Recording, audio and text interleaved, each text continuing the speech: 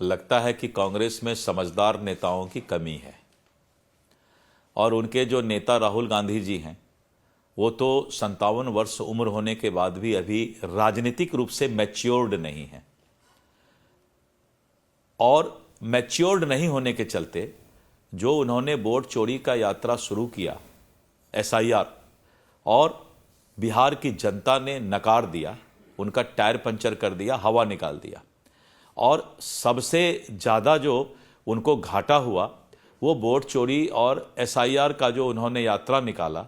तेजस्वी को भी ले डूबे और अपने तो डूबे ही, हम तो डूबे सनम तुमको भी ले डूबेंगे। और राहुल गांधी ने इसी को पूरा किया है कि अपने डूबे और राहुल गांधी अब तेजस्वी यादव को भी ले डूबे। तो आपको लगता है तेजस्वी यादव के डूबने के पीछे प्रमुख कारण उनको आप राहुल गांधी है?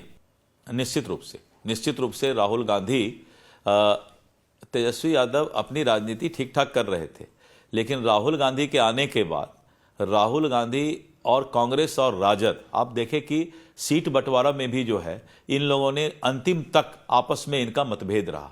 उम्मीदवार के घोषणा में भी फ्रेंडली फाइटिंग का जो है इनका कार्यक्रम चलता रहा। इनका मतभेद, कांग्रेस और राजद का मतभेद जनता ने देखा, मतदाता ने देखा, तो मतदाता को लगा जब दो दल मिलकर ये आपस में साथ नहीं रह सकते हैं तो ये बिहार को क्या चला सकते हैं, और इस तरह का माहौल।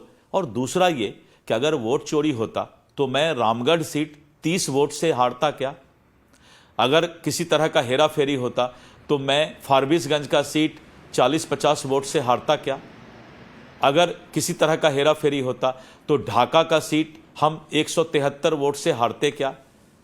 तो इसी तरह करके करीब 8 सीट ऐसा है जहां पर कि हम 25 वोट, 30 वोट, 35 वोट, 38 वोट से हारे हैं। तो 30 वोट, 35 वोट अगर कोई किसी तरह की गड़बड़ी होगी तो भारतीय जनता पार्टी आज 8 सीट और लाती, अगर गड़बड़ी कर सकते थे तो। इसलिए इनको ये लाज शर्म इनको नहीं है कोई बात बोलने में। सोचना चाहिए कि इस तरह का आरोप लगवाने के पहले भगवान से डरना चाहिए इनको कि हर वक्त हारना मतलब आरोप लगाना नहीं है। और जब तक, मैं आपको दीपक जी बता देता हूं, जब तक ये कांग्रेस आरोप प्रत्यारोप की राजनीति करेगी, अपने आप में सुधार नहीं लाएगी, तो इनका पूरे देश में यही हाल होने वाला है। इनको समझाइए, अगर इनके कोई नेता सुन रहे हैं तो सुनिए कि दूसरे पर आरोप नहीं लगाइए, अपने कमजोरी को ढूंढिए। ये अपने कमजोरी को ढूंढते नहीं है कांग्रेसी, हर वक्त आरोप प्रत्यारोप लगाते हैं। पर मुझे ये लगता है कि इस बार भी वो इन्वेस्टिगेशन करने के बाद ये बताएंगे कि बिहार में वोट चोरी हुआ है और उसके लिए कोई हाइड्रोजन बम जैसी फिर प्रेस कॉन्फ्रेंस करेंगे।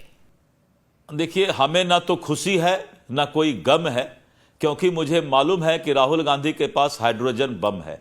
तो हाइड्रोजन बम ऐसा बम है जो छूटता ही नहीं है। बेचारे राहुल गांधी को बीच बीच में विदेश जाना पड़ता है, वो उसी के लिए तो विदेश जाते हैं, उसका कोड भूल जाते हैं वो हाइड्रोजन बम का। अच्छा, तो कोड पता करने के लिए विदेश जाते हैं और जब तक लौटते हैं तो फिर भूल जाते हैं। राष्ट्र विरोधी ताकत, उग्रवादी, आतंकवादी के खिलाफ आज तक राहुल गांधी कुछ नहीं बोले। क्या ये जवाब दे सकते हैं राहुल गांधी क्यों डरते हैं आतंकवादी से? देश विरोधी ताकत और जो उग्रवादी हैं उनके बारे विरोध में क्यों नहीं बोलते हैं? भारत और हिंदुस्तान राष्ट्रवाद नेता चाहता है। राहुल गांधी जी, कान खोलकर सुन लीजिए, जब तक आप अपने आप को राष्ट्रवाद का हितैषी साबित नहीं कीजिएगा, हिंदुस्तान की जनता आपको कभी अपना लीडर नहीं मानेगी। आप अपने सेना पर उंगली उठाते हैं, आप अपने सुरक्षा एजेंसी पर उंगली उठाते हैं, और देश की जनता देख रही है कि आप देश के साथ हैं या देश विरोधी ताकत के साथ हैं।